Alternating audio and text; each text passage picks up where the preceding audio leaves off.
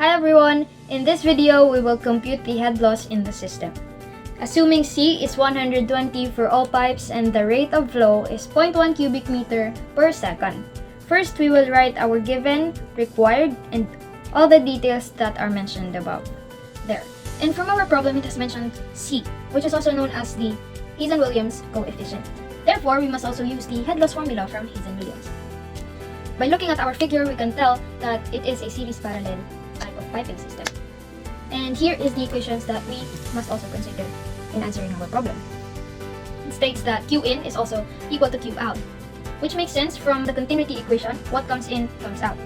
And the second equation, Q1 plus Q2 equals Q out, which is true since the flow rate that comes out the system is coming from the flow rate from pipe 1 and flow rate from pipe 2. And for the third equation, head loss 1 is equal to head loss 2. It is also true since our pipes are parallel with each other. For the solution, we write head loss 1 equal to head loss 2. And we will refer to our formula. We will just substitute all the given. 10.67 times 1220 Q1 raised to 1.85 all over 120 raised to 1.85 times the diameter 0.25 raised to 4.87 equals 10.67 times 1830 Q2 raised to 1.85 all over 120 raised to 1.85 times 0.3 raised to 4.87. Input in our calculator 10.67 times 1220 over 120 raised to 1.85 times 0.25 raised to 4.87 equals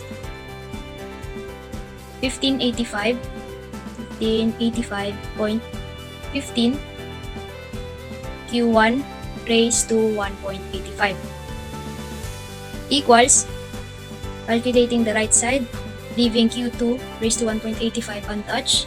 In our calculator, we just change the values of the diameter 0.3 and the length 1830, and we get 978.47 Q2 raised to 1.85.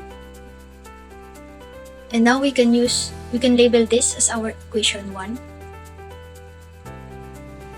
We can use that to get our head loss later. So we isolate Q1 by dividing both sides by 1585.15. Cancel. Q1 equals, to cancel the exponent, we raise the equation to 1 over 1.85. Cancel. Our Q1 would be 978.47 over 1585.15 raised to 1 over 1.85. We get 0.77 Q2. Next, we use the second equation, Q1 plus Q2 equals Q out. We supply the equation of Q1, 0.77 Q2 plus Q2 equals our Q out, which is 0.1 cubic meter per second.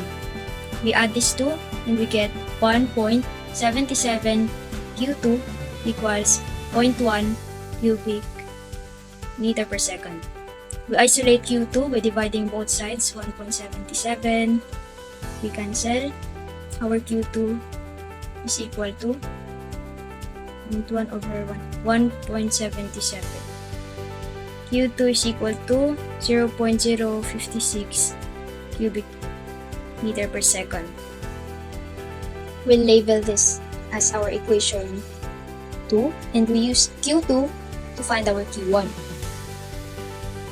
So, Q1 equal to Q out minus Q2 equals 0.1 minus 0.056.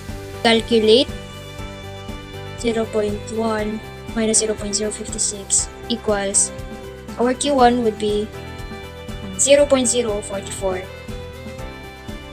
cubic meter per second.